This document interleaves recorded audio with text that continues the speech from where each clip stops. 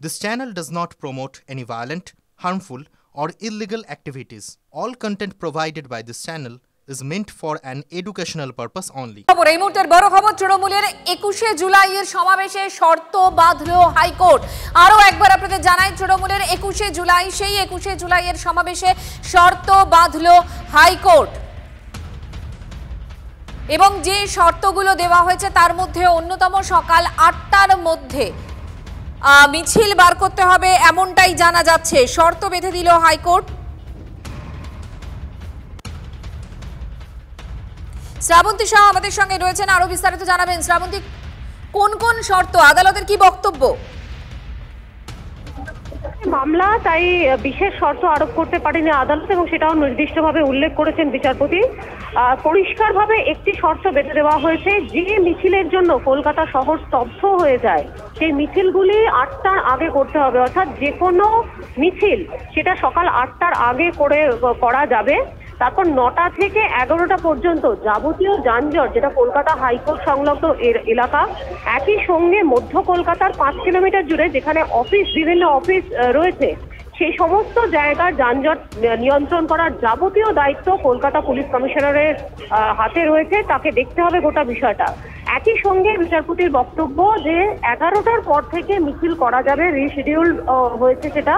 তার পরবর্তী সময় সেটা সেখানে যেরকম ভাবে মিছিল আসে সেটা করা যাবে।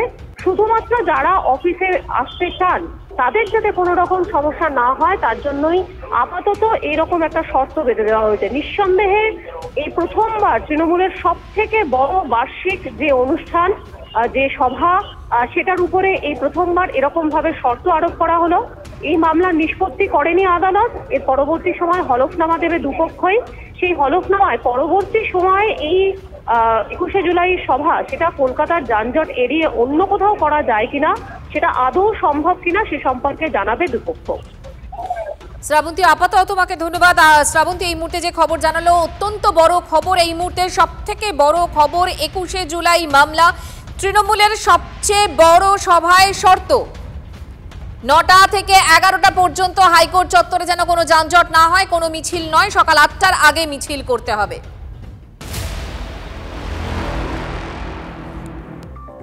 আবারও দুর্গাপুরের দিকে নজর রাখবো, কারণ অন্ডাল বিমানবন্দরে ইতিমধ্যেই পৌঁছে গিয়েছিলেন প্রধানমন্ত্রী নরেন্দ্র মোদী। সেই ছবি আপনাদের দেখিয়েছি, এবং তারপর প্রায় ৫ কিলোমিটার রাস্তা, সেই রাস্তা রোড শো করবেন নরেন্দ্র মোদী, এবং সেখানেই আপনাদের আরও একবার নিয়ে যাব, কারণ এখানেই রোড শো করে আসবেন প্রধানমন্ত্রী। এবং তারপর দুটো মঞ্চ, রাজনৈতিক মঞ্চ এবং সরকারি মঞ্চ, সরকারি মঞ্চে প্রকল্প উদ্বোধন এবং রাজনৈতিক মঞ্চে বক্তব্য রাখবেন নরেন্দ্র মোদী।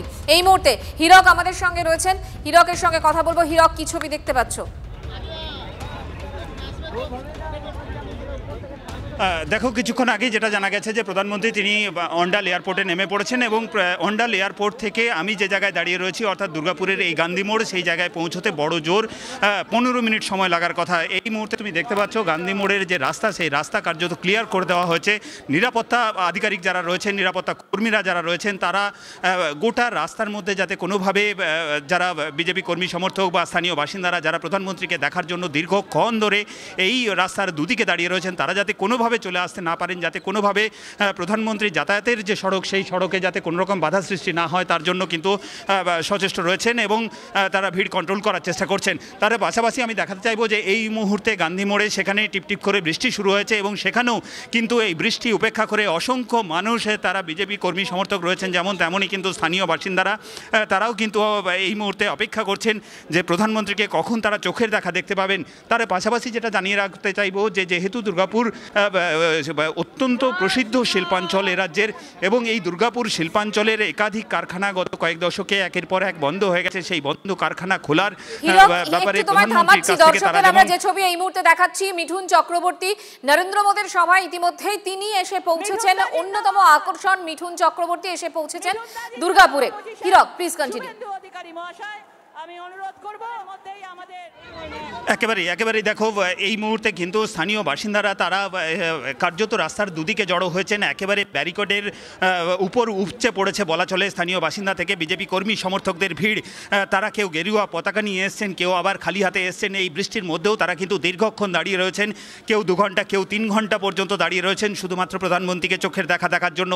যেমনটা বলছিলাম যে এই দুর্গাপুর শিল্পাঞ্চল, সেখানে গত কয়েক দশকে একের পর এক শিল্প কারখানা বন্ধ হয়েছে এবং সেই শিল্প কারখানা নতুন করে খোলার ব্যাপারে এবং নতুন শিল্প স্থাপনের ব্যাপারে প্রধানমন্ত্রী কি বার্তা দেয় সেটা যেমন তাদের নজরে রয়েছে, তারা যেমন সেটার প্রতীক্ষা করছেন। তার পাশাপাশি যেহেতু বছর ঘুরলেই রাজ্যে বিধানসভা নির্বাচন, স্বাভাবিকভাবে এই বিধানসভা নির্বাচনের আগে দলের যে কর্মী সমর্থক, সেই কর্মী সমর্থকদের কি সুর বেঁধে দেন, অর্থাৎ নির্বাচনী কি কৌশল বেঁধে দেন প্রধানমন্ত্রী। আজকের যে তার রাজনৈতিক সভা রয়েছে সেই রাজনৈতিক সভা থেকে সেটাও কিন্তু প্রত্যাশা রয়েছে স্থানীয় বাসিন্দাদের। আর কিছুক্ষণের মধ্যেই প্রধানমন্ত্রী এই জায়গায় পৌঁছবেন, এই গান্ধী মোড়ে অন্তত তেমনটাই জানা যাচ্ছে, এবং এখান থেকেই তার রোড শো করার কথা।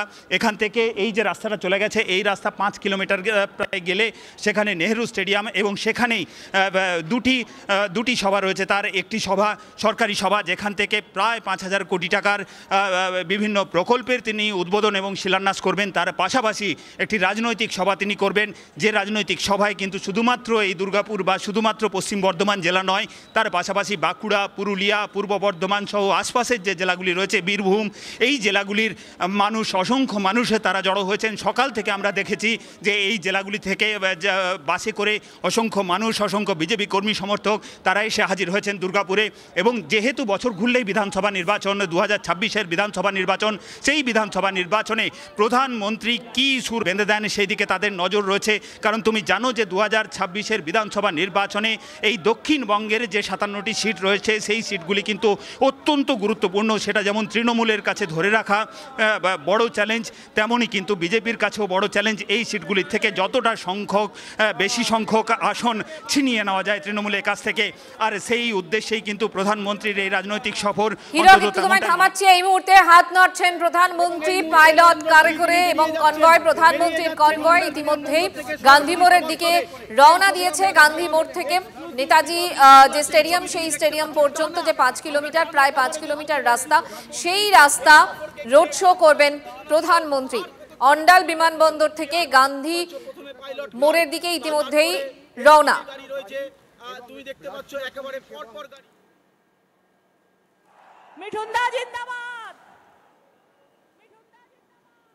একটু পরেই দুর্গাপুরে রোড শো করবেন প্রধানমন্ত্রী এবং তারপরই বক্তব্য।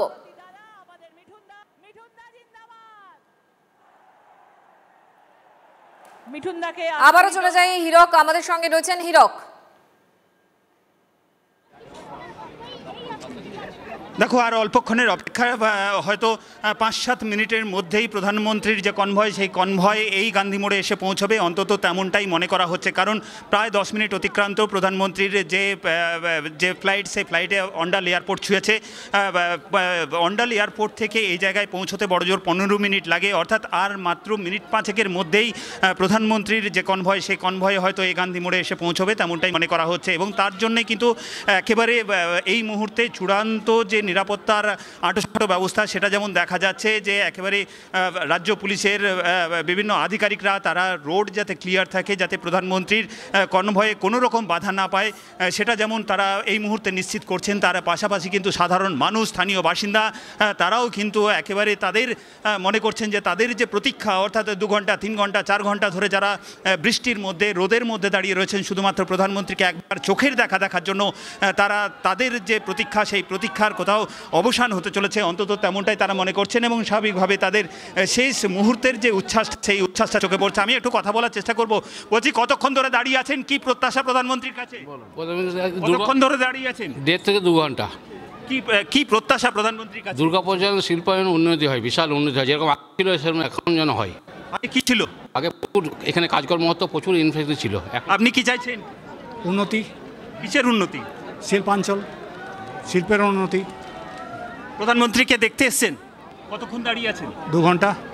কিন্তু তার কথা তো এখানে শুনতে পাবেন না। না, আবার যাবো আমরা এখানে। দেখাই দরকার এখানে। বলছি, আপনি কতক্ষণ দাঁড়িয়ে আছেন? আমি 2 ঘন্টা দাঁড়িয়ে আছি। দেখতে শুধুমাত্র প্রধানমন্ত্রীকে প্রধানমন্ত্রীকে দেখার জন্য। হ্যাঁ, ভগবানের কি দর- চাইছেন প্রধানমন্ত্রীর কাছে, কি প্রত্যাশা? যাতে শিল্প বাড়ে।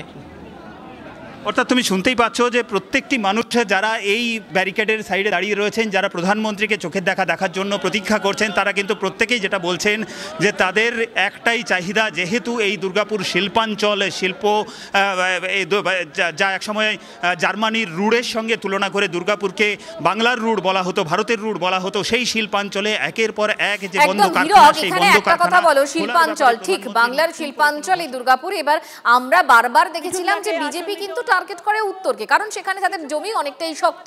কিন্তু দুর্গাপুর এবার 26 যখন টার্গেট, সেই তখন দুর্গাপুর কেন, রাঢ়বঙ্গ কেন, তোমার বিশ্লেষণ?